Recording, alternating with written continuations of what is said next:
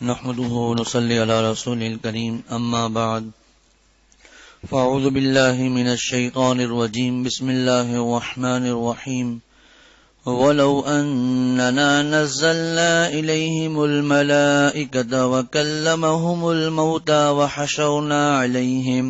وحشرنا عليهم كل شيء قبلا ما كانوا ليؤمنوا إلا أن يشاء الله ولكن أكثرهم يجهلون وكذلك جعلنا لكل نبي عدوا شياطين الإنس والجن يوحي بعضهم إلى بعض زخرف القول غرورا ولو شاء ربك ما فعلوه فذرهم وما يفترون ولتصغى إليه أفئدة الذين لا يؤمنون بالآخرة وليرضوه وليقترفوا ما هم مقترفون۔ سورۃ الانعام کی آیت نمبر 111 سے 113 تک ابھی تلاوت کی گئی ہے۔ یہ سورۃ الانعام کا 14واں رکوع ہے اور 8ویں پارے کا پہلا رکوع آج شروع ہوا ہے۔ گزشتہ درس میں یہ مضمون آیا تھا ان کے معجزات کے مطالبے پر، وما یشعرکم انہا اذا جاءت لا یؤمنون، کہ اے مسلمانوں تمہیں کیا پتا اگر وہ معجزے آ بھی جائیں تو یہ لوگ ایمان نہیں لائیں گے۔ یعنی ان کے عناد کو، ان کے انکار کو اللہ تعالی نے اجمالاً بیان کیا کہ یہ لوگ ایمان نہیں لائیں گے، تفصیلاً بیان نہیں کیا۔ اور ابھی جو آیت میں نے آپ حضرات کے سامنے تلاوت کی، ان میں سے جو پہلی آیت ہے، اس پہلی آیت میں اللہ تعالی نے ان کے عناد اور انکار کو تفصیل کے ساتھ بیان کیا ہے۔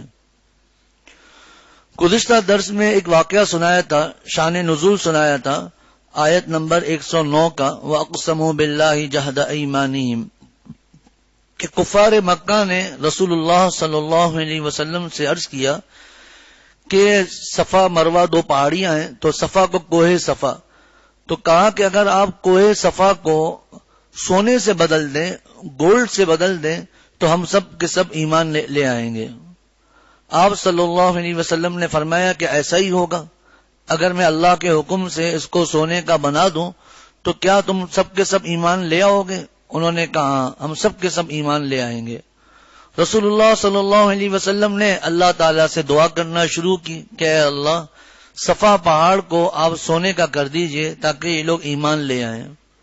حضرت جبرائیل علیہ السلام حاضر ہوئے اور انہوں نے عرض کیا کہ آپ دعا کر رہے ہیں، اللہ تعالیٰ آپ کی دعا قبول فرما دیں گے اور اللہ کے حکم سے میں اس کو سونے کا بنا دوں گا، لیکن چونکہ یہ ان کے من پسند معجزہ ہوگا، اگر اس کے بعد بھی یہ لوگ ایمان نہیں لائے تو پھر سب کے سب کو ہلاک کر دیا جائے گا۔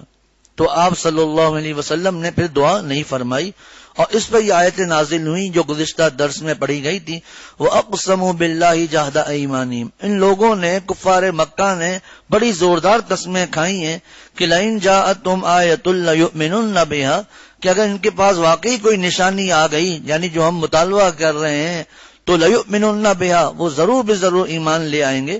تو اس پر اللہ تعالیٰ نے فرمایا قُلْ إِنَّمَا الْآيَاتُ عِندَ اللَّهِ وَمَا يُشْعِرُكُمْ أَنَّهَا إِذَا جَاءَتْ لَا يُؤْمِنُونَ۔ چونکہ آپ صلی اللہ علیہ وسلم کی بھی خواہش ہوتی تھی کہ سب کے سب ایمان لے آئیں، حضرات صحابہ کی بھی یہی خواہش تھی کہ سب کے سب ایمان لے آئیں، تو اللہ تعالیٰ نے فرمایا تم لوگوں کو کیا پتا یہ لوگ پھر بھی ایمان نہیں لائیں گے۔ تو گزشتہ درس میں، گزشتہ آیات میں ان کے عناد اور انکار کو، بغض کو اجمالاً بیان کیا، یعنی تفصیلاً بیان نہیں کیا۔ آج کی جو آیت ہے، آیت نمبر 111، اس آیت میں اللہ تعالیٰ نے ان کے جو عناد ہے اس کو تفصیلاً بیان کیا ہے۔ چنانچہ اللہ تعالیٰ ارشاد فرماتے ہیں وَلَوْ أَنَّنَا نَزَّلْنَا إِلَيْهِمُ الْمَلَائِكَةَ، اور اگر بالفرض ہم ان کے پاس فرشتے بھیج دیتے، کیونکہ وَكَلَّمَهُمُ الْمَوْتَى، اور ان کے مردے ان سے باتیں کرنے لگتے، وحشرنا علیہم کل شیء قبولا، اور ان کی مانگی ہوئی ہر چیز ہم کھلی آنکھوں ان کے سامنے لا کر رکھ دیں. ما کانوا لیؤمنوا، تب بھی یہ لوگ ایمان لانے والے نہیں ہیں. الا ان یشاء اللہ، مگر یہ کہ اللہ ہی چاہتا. ولکن اکثرهم یجہلون، لیکن ان میں سے اکثر لوگ جہالت کی باتیں کرتے ہیں. ان حضرات کے مطالبے قرآن میں مشرکین مکہ کے جو مطالبات تھے، نئے نئے معجزوں کی جو طلب تھی، یہ قرآن پاک میں جگہ جگہ اللہ تعالیٰ نے بیان کی ہے. مثال کے طور پر ایک تو ان کا معجزہ، ان کا مطالبہ یہ تھا کہ ہم اللہ تعالیٰ کو اپنی ان آنکھوں سے دیکھنا چاہتے ہیں. اسی طرح ان کا ایک مطالبہ یہ تھا کہ فرشتے آنے چاہیے اور فرشتہ آ کر خبر دے کہ حضور صلی اللہ علیہ وسلم اللہ تعالیٰ کے سچے نبی ہیں.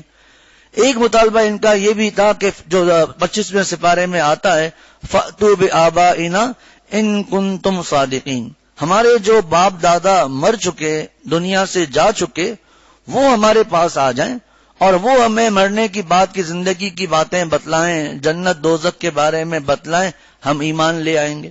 اسی طرح 18ویں سپارے میں سورہ فرقان میں آتا ہے، وَقَالُوا مَا لِي هَذَا الرَّسُولِ يَأْكُلُ الطَّعَامَ وَيَمْشِي فِي الْأَسْوَاقِ، یہ رسول کیسا رسول ہے، کیا ہو گیا اس رسول کو، یأکل الطعام ویمشی فی الاسواق، کہ یہ بازاروں میں گھومتا بھی ہے، کھانا بھی کھاتا ہے.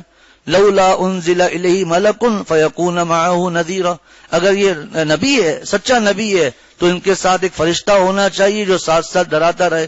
پھر مختلف قسم کے مطالبات کے خزانے ہوں، آسمان پہ چڑھ کے بتا دے، پھر آگے کہتے تھے چڑھ کے بتا دے، پھر بھی ہم ایمان نہیں لائیں گے. تو غرض ان کے مختلف قسم کے مطالبات تھے، کبھی کیا مطالبہ کبھی کیا مطالبہ. تو اس آیت میں اللہ تعالیٰ نے تفصیلاً ان کے عناد کو بیان کیا کہ ایسا ہوگا نہیں، لیکن بالفرض اگر ہم فرشتے بھیج دیتے اور وہ فرشتے آ کر ان کو بتاتے کہ حضور صلی اللہ علیہ وسلم اللہ تعالیٰ کے رسول ہیں. وَكَلَّمَهُمُ الْمَوْتَى، ان کے جو باپ دادا ہیں جو دنیا سے جا چکے ہیں، مر چکے ہیں، وہ آ جائیں اور آ کر ان کو سب باتیں بتا دیں. حتیٰ کہ فرمایا وَحَشَرْنَا عَلَيْهِمْ كُلَّ شَيْءٍ قُبُولًا، کہ ان کی مانگی ہوئی ہر چیز ہم کھلی آنکھوں ان کو دکھا دیں. شیخ الحدیث حضرت مولانا ادریس صاحب کاندلوی رحمۃ اللہ علیہ کی تفسیر ہے معرف القرآن، اس میں یہاں پر انہوں نے تفسیر فرمائی ہے کہ صرف مردے نہیں، صرف فرشتے نہیں، یہ اتنے ان کے اندر عناد ہے، بغض ہے، اگر ان کے سامنے جانور، پتھر، نباتات، پودے، درخت وغیرہ سب آ کر بھی آپ صلی اللہ علیہ وسلم کے لیے گواہی دے دیں، تب بھی یہ لوگ نہیں مانیں گے. اور جب سے ہمارا یہ درس قرآن الحمدللہ شروع ہوا ہے، غالباً درجنوں مرتبہ یہ بات آ چکی ہے کہ آپ صلی اللہ علیہ وسلم کے جتنے معجزے تھے وہ تو تھے، لیکن ایک قرآن پاک ایسا معجزہ تھا، صرف قرآن پاک ایک ایسا معجزہ تھا جس پر اگر وہ غور کرتے تو وہ کبھی بھی انکار نہیں کر سکتے تھے، کیونکہ وہ خود عربی دان تھے اور اپنے آپ کو عرب کہتے تھے اور ساری دنیا کو عجم گونگا کہتے تھے. اتنا ان کو اپنے اوپر ناز تھا، ان کے بچے بچے کو، باندیوں کو تک قصیدے کے قصیدے زبانی یاد تھے، ان کے اپنے جانوروں کے نسب تک ان کو یاد تھے. ہمیں تو اپنا نسب یاد نہیں ہے، 3 پشتیں یاد ہوں گی، 5 پشتیں پتا ہوں گی، لیکن ان کا حال یہ تھا، اتنا یہ تیز تھے کہ ان کو اپنے جانوروں کے نسب تک یاد تھے کہ ہمارے جانور کا نسب کس طرح چلتا ہے. ایک ایک انسان، ایک ایک چیز کے کئی نام تھے، ایسی ان کے اندر فصاحت تھی، بلاغت تھی. تو جب قرآن پاک سامنے آ گیا اور اس کا یہ مقابلہ نہیں کر سکے تو ان کو تو مان لینا چاہیے. اب اس تفصیل کا موقع نہیں ہے جو کئی دفعہ ہمارے دروس میں گزر چکی ہے. تو وہ فرمایا کہ یہ تمام کے تمام جانور، حیوانات، نباتات، فرشتے، ان کے جو باپ دادا دنیا سے جا چکے، وہ سب کے سب بھی آ جائیں تو اللہ تعالیٰ ارشاد فرماتے ہیں ما کانوا لیؤمنوا، تب بھی یہ ایمان لانے والے نہیں تھے. اب اس پر بھی ہمارے دروس میں کئی دفعہ بات گزر چکی ہے. اس سے مراد وہ کفار ہیں جنہوں نے تہیہ کیا ہوا تھا. گزشتہ درس میں بھی یہ مضمون آیا تھا کہ جنہوں نے تہیہ کیا ہوا تھا کہ کتنی بھی نشانیاں ہمارے سامنے آ جائیں ہم ایمان نہیں لائیں گے، وگرنہ ان آیتوں کے بعد بھی بہت سے مشرکین ایمان لائے. حتیٰ کہ ابو جہل کا بیٹا اکرمہ، وہ بعد میں حضرت اکرمہ رضی اللہ تعالیٰ عنہ بنے. تو اب ابو جہل جو آپ صلی اللہ علیہ وسلم کا سب سے بڑا دشمن تھا، اس کا بھی واقعہ تفصیلی طور پر بیان کیا. یہ مانتا تھا کہ آپ صلی اللہ علیہ وسلم اللہ کے سچے نبی ہیں، مانتا تھا، جانتا بھی تھا، لیکن ایمان نہیں لاتا تھا، عقیدہ نہیں رکھتا تھا. اور اسی طرح اس کو یہ بھی پتا تھا کہ قرآن اللہ تعالیٰ کا کلام ہے، لیکن وہی بات ما کانوا لیؤمنوا کہ ایمان لانے والے نہیں. اور بھی کفار کے واقع ہیں، حتیٰ کہ اس زمانے میں بھی حج ہوتا تھا. جب آپ صلی اللہ علیہ وسلم کی نبوت کا ابتدائی زمانہ تھا، حج کا موقع آیا، اطراف عالم سے لوگوں کو حج کے لیے آنا تھا. اسی وقت سے سیرت کی کتابوں میں واقعات لکھے ہوئے ہیں. مشرکین مکہ کی پلاننگ شروع ہو گئی کہ یہ اگر جو اطراف سے آنے والے لوگ ہیں، اگر یہ محمد صلی اللہ علیہ وسلم کے پاس چلے گئے، ان کا کلام سن لیا، تو سب کے سب ایمان لے آئیں گے. اب آپ صلی اللہ علیہ وسلم کے لیے مختلف باتیں سوچ رہے ہیں، جو آئے اس کو روک رہے ہیں کہ ان کے پاس نہیں جانا. تو اس قسم کے لوگوں کے لیے فرمایا ما کانوا لیؤمنوا، تب بھی یہ ایمان لانے والے نہیں تھے، الا ان یشاء اللہ، مگر یہ کہ اللہ ہی چاہتا، یعنی اللہ زبردستی ایمان پر مجبور کر دے تو دوسری بات تھی. لیکن شیخ الاسلام مفتی تقی عثمانی صاحب دامت برکاتہم نے فرمایا یہ ایمان نہ معتبر ہے نہ مطلوب ہے. یہ دنیا دارالامتحان ہے، جا کر غور و فکر کرو، تمہاری مرضی ہے ایمان لاؤ، تمہاری مرضی ہے کفر کرو، نشانیاں سب تمہارے پاس ہیں. اور یہ مضمون بھی قرآن پاک میں جگہ جگہ آیا ہے کہ اگر ہم چاہتے تو سب کو ایک ہی طریقے پر کر دیتے، اگر ہم چاہتے تو سب کے سب کو ایمان دے دیتے، لیکن پھر دنیا دارالامتحان نہ ہوتی. تو فرمایا کہ وَلَوْ أَنَّنَا نَزَّلْنَا إِلَيْهِمُ الْمَلَائِكَةَ، اگر بالفرض ہم ان کے پاس فرشتے بھیج دیتے، وَكَلَّمَهُمُ الْمَوْتَى، اور ان کے مردے ان سے باتیں کرنے لگتے، وَحَشَرْنَا عَلَيْهِمْ كُلَّ شَيْءٍ قُبُلًا، اور ان کی مانگی ہوئی ہر چیز ہم کھلی آنکھوں ان کے سامنے لا کر رکھ دیتے، ما كانوا ليؤمنوا، تب بھی یہ ایمان لانے والے نہیں تھے، الا ان یشاء اللہ، الا یہ کہ اللہ ہی چاہتا تو ایمان لے آتے. جیسا کہ عرض کیا کہ یہ مطلوب نہیں ہے، ولکن اکثرهم یجہلون، لیکن ان میں سے اکثر لوگ، دیکھیں یہاں بھی یہ نہیں فرمایا کہ سب کے سب، ان میں سے اکثر لوگ جہالت کی باتیں کرتے ہیں. حقیقت یہ ہے کہ تمام معجزات دیکھ کر بھی یہ ایمان لانے والے نہیں ہیں، لہذا پھر جو مطالبات کر رہے ہیں وہ تو محض جہالت پر مبنی ہے. آگے آیت نمبر 112. اس آیت میں اللہ تعالی آپ صلی اللہ علیہ وسلم کو تسلی دے رہے ہیں. جب یہ کفار مکہ مختلف انداز سے آپ صلی اللہ علیہ وسلم کو ستاتے تھے تو اللہ تعالیٰ نے اس آیت میں فرمایا کہ اے میرے محبوب صلی اللہ علیہ وسلم، یہ جو آپ کو ستا رہے ہیں، آپ کو تکلیفیں پہنچا رہے ہیں، نئے نئے معجزات کا مطالبہ کر رہے ہیں، کبھی آپ کو جادوگر کہتے ہیں، کبھی آپ کو شاعر کہتے ہیں، کبھی آپ کو کاہن کہتے ہیں، اور مختلف انداز سے تکلیفیں دیتے ہیں. سیرت کی کتابوں میں واقعات لکھے ہوئے ہیں کہ آپ صلی اللہ علیہ وسلم اور حضرات صحابہ کو کس طرح تکلیف دیتے تھے. تو اے میرے محبوب صلی اللہ علیہ وسلم، یہ صرف آپ کے ساتھ نہیں ہے، آپ سے پہلے جتنے انبیاء گزرے ہیں سب کے ساتھ یہی معاملہ ہوا ہے.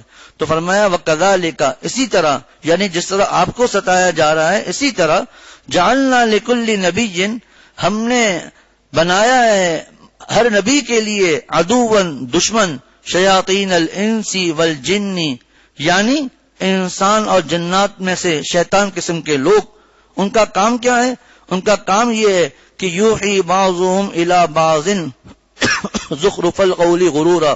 ان کا کام یہ ہے کہ یوحی بعضهم الی بعض، کہ وہ ان میں سے بعض کو باتیں سکھاتے ہیں. زخرف القول، وہ باتیں کیسی ہیں؟ جس کو ہمارے یہاں کہتے ہیں چکنی چبڑی باتیں، باتوں کو ایسے انداز سے بات کرنا جو بظاہر خوشنما معلوم ہو، اچھی معلوم ہو. تفسیر انشاءاللہ بعد میں. غرورا، اس کا مقصد کیا تھا؟ دھوکہ دینے کی خاطر. وَكَذَلِكَ جَعَلْنَا لِكُلِّ نَبِيٍّ عَدُوًّا، اسی طرح ہم نے ہر نبی کے لیے کوئی نہ کوئی دشمن ضرور پیدا کیا تھا. شیاطین الانس والجن، یعنی انسان اور جنات میں سے شیطان قسم کے لوگ. یوحی بعضهم الی بعض زخرف القول غرورا، جو دھوکہ دینے کی خاطر ایک دوسرے کو بڑی چکنی چبڑی باتیں سکھاتے رہتے تھے. وَلَوْ شَاءَ رَبُّكَ، اگر آپ کا رب چاہتا، ما فعلوه، تو وہ ایسا نہ کر سکتے تھے. لہذا فذرهم وما یفترون، لہذا ان کو اپنی دھوکے بازیوں میں پڑا رہنے دیجئے. جو یہ بہتان لگا رہے ہیں اللہ پر یا آپ پر، ان کو لگانے دیجئے، ان کو اپنا کام کرنے دیجئے.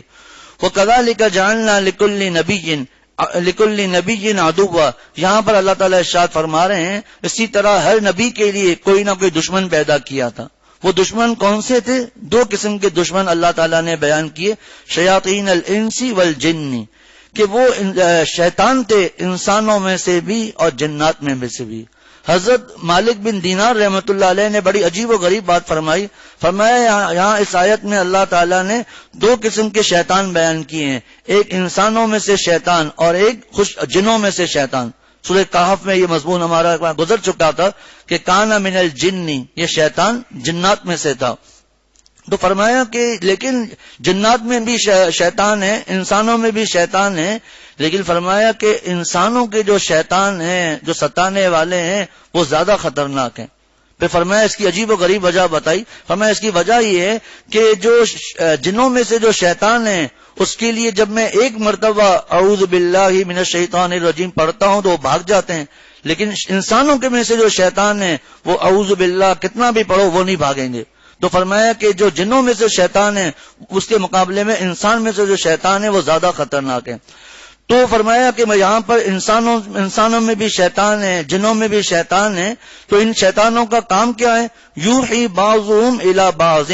اب دیکھیں جو لوگ کہتے ہیں کہ ہمارے لیے صرف قرآن کافی ہے، حدیث کی ضرورت نہیں ہے، اور قرآن میں اس کا ترجمہ کیا کریں گے کہ شیطان یوحی بعضهم الی بعض، یہ ایک دوسرے پر وحی نازل کرتے ہیں۔ بتائیے کتنا خطرناک معاملہ ہو جائے گا۔ حالانکہ یہاں پر یوحی کا مطلب یہ ہے کوئی بات دل میں ڈال دینا، جس طرح اللہ تعالیٰ نے قرآن پاک میں بتایا کہ شہد کس طرح پیدا ہوتا ہے، تو اللہ تعالیٰ نے وہاں یہی فرمایا وَأَوْحَى رَبُّكَ إِلَى النَّحْلِ، کہ آپ کا رب وہی کرتا ہے، مطلب کیا ہے؟ شہد کی مکھی کے دل میں بات ڈال دیتا ہے۔ اسی طرح وَأَوْحَيْنَا إِلَىٰ أُمِّ مُوسَىٰ أَنْ أَرْضِعِهِ، مشہور واقعہ ہے حضرت موسیٰ علیہ السلام کا، اور حضرت موسیٰ علیہ السلام کے زمانے کا مشہور واقعہ ہے کہ فرعون نے یہ فیصلہ کیا تھا کہ جو بچے پیدا ہوں گے ان کو مار دیا جائے گا۔ پھر فیصلہ ہوا کہ 1 سال کے بچوں کو مارا جائے گا، 1 سال کے بچوں کو نہیں مارا جائے گا۔ حضرت موسیٰ علیہ السلام جس برس میں پیدا ہوئے وہ وہی برس تھا جس میں فرعون کا حکم تھا کہ بچوں کو قتل کر دینا ہے۔ اب حضرت تفصیلی واقعہ ہے، عجیب و غریب واقعہ اللہ تعالیٰ نے قرآن پاک میں بیان کیا۔ تو وَأَوْحَيْنَا إِلَىٰ أُمِّ مُوسَىٰ أَنْ أَرْضِعِهِ، اللہ تعالیٰ نے فرمایا ہم نے وحی کی۔ کیا مطلب؟ وحی مراد تھوڑی ہے، کوئی بھی عورت نبی نہیں ہوئی ہے، قرآن پاک میں موجود ہے۔ تو فرمایا وَأَوْحَيْنَا إِلَىٰ أُمِّ مُوسَىٰ أَنْ أَرْضِعِهِ، کہ ہم نے موسیٰ یعنی موسیٰ کی ماں کے دل میں بات ڈالی کہ اپنے بیٹے کو دودھ پلاتی رہو۔ یہاں ضمناً ایک بات عرض کر دوں کہ پورا قرآن پاک آپ اٹھا کر دیکھ لیں، پورے قرآن میں سوائے حضرت مریم علیہ السلام کے کسی عورت کے نام کا تذکرہ نہیں آیا۔ اور حضرت مریم علیہ السلام کا کیوں نام کا آیا؟ حضرت عیسیٰ علیہ السلام کی شناخت بتانے کے لیے کہ کفار عیسائیوں کا، نصرانیوں کا اہم عقیدہ اسی پر ہی چلتا ہے کہ نعوذ باللہ حضرت عیسیٰ علیہ السلام اللہ تعالیٰ کے بیٹے ہیں۔ اللہ تعالیٰ نے بتا دیا عیسیٰ ابن مریم ہے۔ خیر باقی آپ دیکھیں اللہ تعالیٰ نے فرعون کا نام لے کر آ گئے، امرأ فرعون، حضرت آسیہ رضی اللہ تعالی عنہ، لیکن حضرت آسیہ کا نام نہیں آیا۔ یہاں پر بھی دیکھیے ام موسیٰ، اسی طرح آگے آئے گا اسی واقعے میں، حضرت موسیٰ علیہ السلام کے واقعے میں آگے آئے گا حضرت موسیٰ علیہ السلام کی بہن۔ ہمارے مدرسے میں جو کتاب میرے ذمے ہے اس میں فرق آیا کہ حج اور عمرے، حج کے افعال میں مردوں اور عورتوں کے افعال میں کیا فرق ہے۔ پورا حج مردوں عورتوں کا ایک جیسا ہی ہے، لیکن کچھ چیزوں میں فرق ہے۔ میں نے طلباء سے عرض کیا کہ جتنے فرق ہیں، 15 فرق لکھے ہیں، 8 فرق لکھے ہیں، یہ فرق جتنے بھی ہیں اگر آپ ان کی وجہ نکالیں گے تو وہ ایک ہی وجہ ہے، اور وہ ہے عورت کا پردہ، اور وہ ہے عورت کی حفاظت۔ اسی طرح اگر آپ نماز میں دیکھیں گے کہ نماز میں مرد اور عورتوں کی نماز میں جو فرق آئے ہیں ان فرق میں بھی آپ غور کریں کہ آپ کو پردہ نظر آئے گا۔ جیسے مثال کے طور پر کھڑا ہونا ہے، ہم کھڑے کس طرح ہوتے ہیں، عورتوں کو سمٹ کر کھڑا ہونا ہے۔ پھر اسی طرح سجدے میں مردوں کا سجدہ کس طرح ہے، عورتوں کا سجدہ بالکل سمٹ کر ہے، ہر چیز میں۔ پھر ہم مردوں کو مثال عشاء کی وہ تکبیر تشریق ہے بڑی آواز سے پڑھنی ہے، اور عورتوں کو بالکل پست آواز سے پڑھنی ہے۔ حالانکہ گھر میں تو وہ اکیلی ہے، پڑھ سکتی ہے، لیکن نہیں۔ اسی طرح تلبیہ کا معاملہ ہے کہ عورتوں کے لیے تلبیہ ہے لبیک اللہم لبیک، لیکن پست آواز سے ہے، مردوں کو بلند آواز سے۔ پھر سب سے بڑی بات، ابھی تفصیل کا موقع نہیں ہے، اگر عقل سے سوچا جائے تو صفا مروہ کے درمیان جب سعی ہوتی ہے تو دوڑنے والی اصل کون تھی؟ حضرت حاجرہ رضی اللہ تعالیٰ عنہ تھی. تو عقل یہ کہتی ہے کہ آج بھی جب صحیح کے دوران جب بھاگنے کا وقت آتا ہے تو عورتوں کو ہی دوڑنا چاہیے، کیونکہ عورت دوڑی تھی. لیکن عورتوں کو نہیں دوڑنا. کیوں؟ ہدایہ میں لکھا ہوا ہے کہ آپ خود بھی سمجھ سکتے ہیں کہ یہ رمل بھی عورتوں کے لیے نہیں ہے. جو احرام کا جو عمرے کا پہلا طواف ہوتا ہے، اب تفصیل کا موقع نہیں، میں سے اشارتاً عرض کر رہا ہوں، رمل عورتوں کے لیے نہیں ہے. اسی طرح صحیح میں دوڑنا عورت کے لیے نہیں ہے. وجہ لکھیے کہ اس کے ستر اور پردے میں خلل آئے گا. اسی طرح نماز کا معاملہ دیکھ لیجئے. نماز میں ہر جگہ پر کہ اللہ تعالیٰ نے ان عورتوں کا پردہ کرایا. تو خیر یوں ہی پر بات چلی تھی کہ یوں ہی کا مطلب یہاں پر وہی نہیں ہے، نعوذ باللہ. یہاں پر یوں ہی کا مطلب ہے دل میں بات ڈال دینا. اچھا، بعضهم الی بعض، ان میں سے بعض کو باتیں ڈالتے ہیں. تو پہلا جو بعض ہے ان میں سے بعض، اس سے مراد شیطان مراد ہے کہ شیطان باتیں ڈالتے ہیں کس کے دلوں میں؟ الی بعض، کفار کے دلوں میں. تو اور کون سی وہ باتیں کون سی ہوتی ہیں؟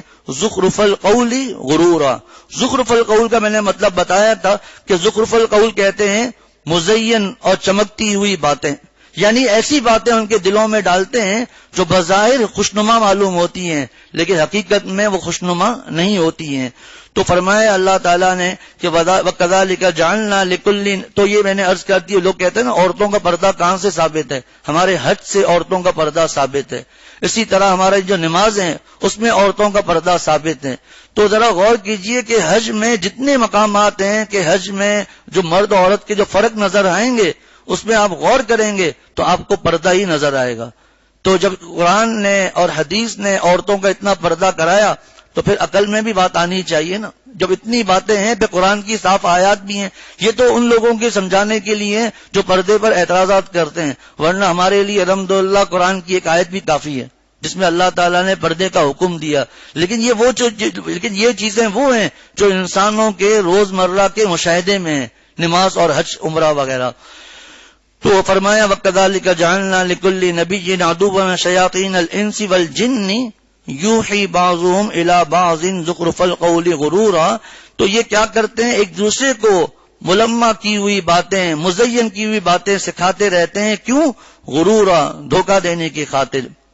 اگلی آیت میں جو مضمون ہے یہ بھی پہلے کئی دفعہ گزر چکا ہے کہ ولو شاء اور ربو کا بادل. دیکھیں اگر اللہ تعالیٰ چاہتے تو نہ غزوہ بدر کی ضرورت پڑتی، نہ غزوہ احد کی ضرورت پڑتی. کہ اللہ تعالیٰ اس پر قادر نہیں ہے کہ آپ صلی اللہ علیہ وسلم مدینہ شریف میں موجود ہوتے، خود بخود اللہ تعالیٰ فرشتوں کی ایک چیخ کے ذریعے کافروں کو مارتے رہتے. لیکن اللہ تعالیٰ نے کہ انظام ہے، مصلحتیں ہیں، چیزیں ہیں، تو اللہ تعالیٰ کسی سے پہلے بھی گزرا، اللہ تعالیٰ کسی کو مجبور نہیں کرتے ایمان لانے پر. اللہ تعالیٰ نے ہمیں اختیار دے دیا ہے، قرآن اور حدیث کی باتیں بتا دی ہیں. تو فرمایا اگر اللہ تعالیٰ چاہتے وَلَوْ شَاءَ رَبُّكَ مَا فَعَلُوا، اگر اللہ چاہتے تو یہ شیاطین الانس والجن جو ہیں ما فعلوا، جو ایسا نہ کر سکتے تھے. لہٰذا آپ پریشان نہ ہوں. فَذَرْهُمْ وَمَا يَفْتَرُونَ، لہٰذا ان کو جو یہ بہتان لگا رہے ہیں ان میں ہی پڑا رہنے دیجئے. جو یہ بہتان کسے کہتے ہیں کہ افتراء میں لفظ آیا ہے وما یفترون، یعنی افتراء کہتے ہیں، بہتان باندھنا. کیا مطلب؟ کسی کی طرف ایسی بات منسوب کرنا جو اس نے نہ کہی ہو، جس کو بہتان بھی کہتے ہیں. اب یہ لوگ کیا بہتان لگاتے تھے؟ یہ کفار مکہ اللہ تعالیٰ پر بہتان لگاتے تھے. مثلا کہ اللہ تعالیٰ کو جو اختیارات ہیں، اللہ تعالیٰ نے یہ اختیارات ان معبودان باطلہ جو پتھر کے معبود ہیں ان کو بھی دے دیے. یہ اللہ تعالیٰ پر یہ بہتان لگاتے تھے کہ فرشتے اللہ تعالیٰ کی بیٹیاں ہیں. یہودی اللہ تعالیٰ پر بہتان لگاتے تھے کہ حضرت عزیر علیہ السلام اللہ تعالیٰ کے بیٹے ہیں. وقالت الیہود عزیر ابن اللہ. اور نصارہ کہتے تھے کہ حضرت عیسیٰ علیہ السلام اللہ تعالیٰ کے بیٹے ہیں. وقالت الیہود عزیر ابن اللہ وقالت النصارى المسیح ابن اللہ. یہ اللہ تعالیٰ نے فرمایا جو یہ کرنے ان کو کرنے دیجئے. وَلَوْ شَاءَ رَبُّكَ مَا فَعَلُوا فَذَرْهُمْ وَمَا يَفْتَرُونَ. آگے اللہ تعالیٰ ارشاد فرماتے ہیں کہ یہ اس قسم کی باتیں کیوں کرتے ہیں. یہ اس قسم کی باتیں کہ جن کا ظاہراً کوئی اچھی نہیں ہوتی لیکن لوگوں کو اچھی باتیں نظر آتی ہیں، پھر یہ ان کی طرف مائل ہوتی ہیں. اور ان کی طرف کون متوجہ ہوتے ہیں؟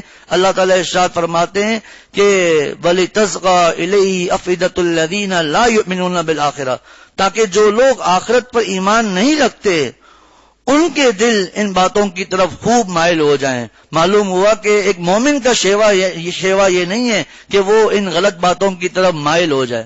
ان باتوں کی طرف، یہ باتیں جو ظاہری طور پر بڑی اچھی لگتی ہیں، جس کو چکنی چبڑی باتیں کہتے ہیں، جیسے کفار مکہ یہ باتیں کرتے تھے اور ایک دوسرے کو گمراہ کرتے تھے، تو فرمایا کہ تاکہ ان باتوں کی طرف ان لوگوں کے دل مائل ہو جائیں کہ لا یؤمنون بالآخرہ،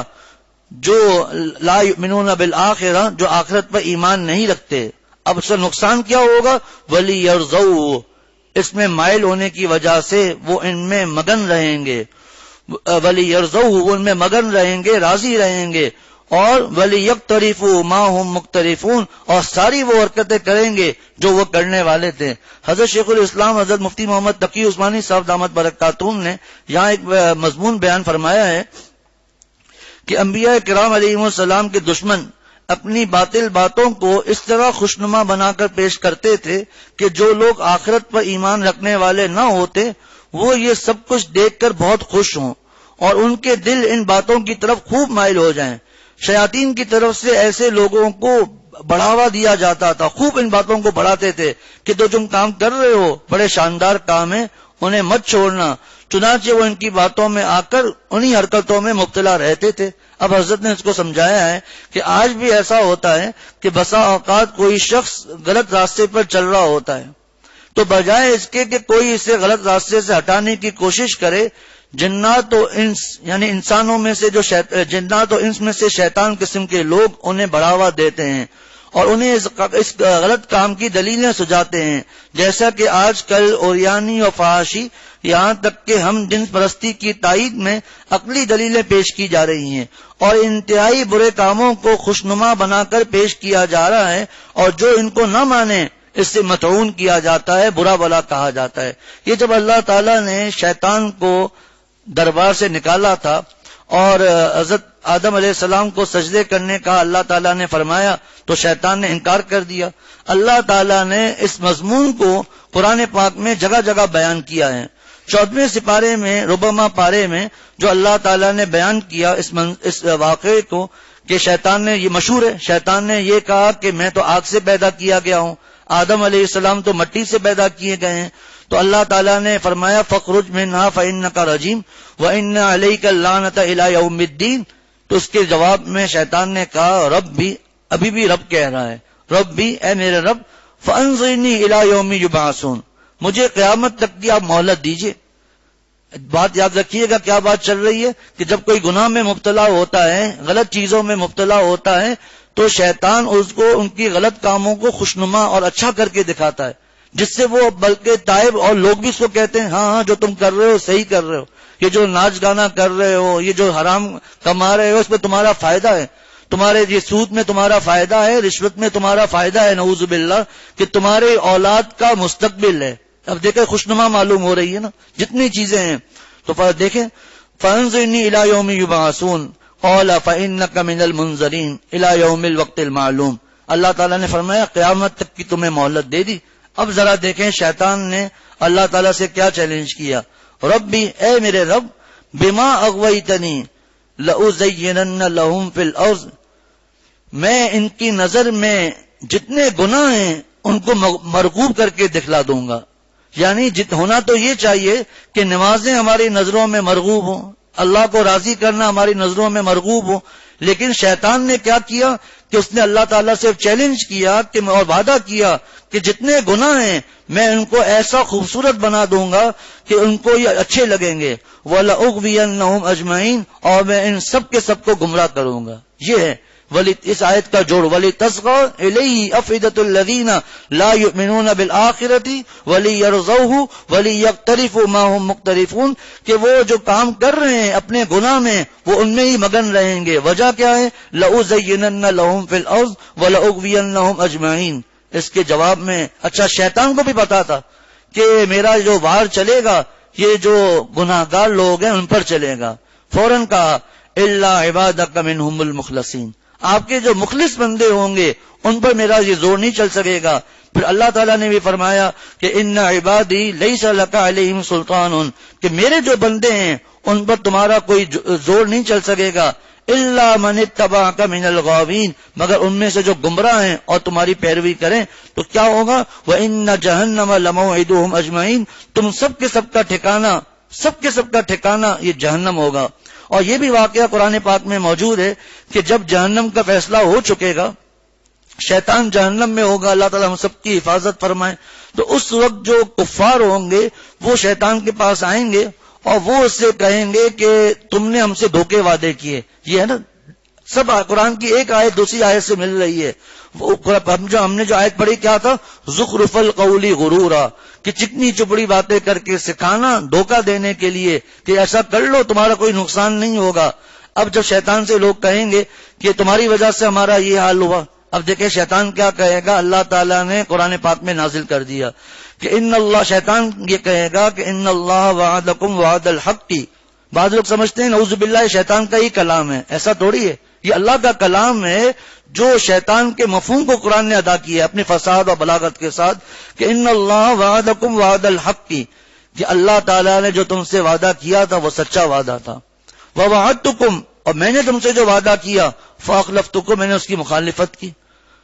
وما کان لی علیکم من سلطان، میرا تو تم پر کوئی زور نہیں تھا، جس کو ہمارے حضرت والا رحمۃ اللہ علیہ فرماتے تھے ایسا تھوڑی ہے کہ شیطان کسی کو اٹھا کر سینما ہاؤس میں جا کر پہنچا دے گا۔ شیطان کہتا ہے میرا کام یہ تھا کہ وما کان لی علیکم من سلطان، تم مجھے برا بھلا کہہ رہے ہو، میرا تو تم پر کوئی زور نہیں تھا۔ الا ان دعوتکم، مگر یہ کہ میں نے تم کو پکارا، میں نے تم کو دعوت دی، فاستجبتم لی، تم نے اس کو قبول کر لیا۔ فلا تلومونی، لہذا تم مجھے برا بھلا مت کہو، تو مجھے برا بھلا کہہ رہے ہو، مجھے گالیاں دے رہے ہو کہ میں نے ایسا کیا۔ ولوموا انفسکم، اپنے آپ کو برا بھلا کہو، اپنی ملامت کرو۔ ما انا بمصرخکم، میں تم کو بچانے والا نہیں ہوں، وما انتم بمصرخی، نہ تم مجھ کو بچانے والے ہو۔ اور اصل بات یہ ہے انی کفرت بما اشرکتمونی من قبل، جو تم نے میری باتیں مانی، میرے مان کر اللہ تعالیٰ کے ساتھ شریک ٹھہرایا، میں ان سب کا انکار کرتا ہوں، سب کا انکار کر لیتا ہوں۔ ان الظالمین لہم عذاب علیم، اللہ تعالیٰ ارشاد فرماتے ہیں ظالمین کی دردناک عذاب ہے۔ ابھی بہت سی آیتیں اسی طرح، جو لوگ کہتے ہیں کہ جی ہمارے ماں باپ نے ہمیں گناہ کروا دیا، یا ہمارے خاندان کے بڑوں نے ہمیں گناہ کروا دیا، جی ہمارے جو چودھری تھے علاقے کے، جو وڈیرے تھے، انہوں نے ہمیں گناہ کرا دیا، یا ہماری برادری کے جو بڑے تھے انہوں نے ہمیں گناہ کرا دیا۔ ان دو لوگوں کا جو مضمون سردار اور ان کے ماتحتوں کی جو آپس کے جھگڑے ہیں جو آخرت میں ہوں گے، اس کو بھی اللہ تعالیٰ نے بیان کیا۔ وہاں پر بھی اسی قسم کی بات کہیں گے کہ ہم نے جوڑی تمہیں کہا تھا، ہم نے کہا تم نے مان لیا۔ تو فرمایا کہ اللہ تعالیٰ ارشاد فرماتے ہیں کہ یہ ایسی باتیں کیوں کرتے ہیں؟ تاکہ جو لوگ آخرت پر ایمان نہیں رکھتے ان کے دل ان چکنی چپڑی باتوں کی طرف مائل ہو جائیں، وَلِيَرْضَوْا، اور وہ اسی میں اور وہ ان میں مگن رہیں، وَلِيَقْتَرِفُوا مَا هُمْ مُقْتَرِفُونَ، اور وہ ساری وہ حرکتیں کریں جو وہ کرنے والے تھے۔ اللہ تعالیٰ ہم سب کی حفاظت فرمائے۔ وآخر دعوانا ان الحمد للہ رب العالمین۔ ابھی جن ساتھیوں کے ساتھ ان کے گھر کی خواتین آئی ہوئی ہیں، مرکز تربیت خواتین میں، تو وہ وہاں سے اپنے گھر والوں کو لے کر جائیں، اور ابھی غرفہ بالکل تشریف نہ لائیں۔ بعض ساتھی آ جاتے ہیں، پھر وہاں پہ جو انتظامات کرنے والی خواتین ہیں اور باہر جو ساتھی ہیں ان کو بہت پریشانی ہوتی ہے۔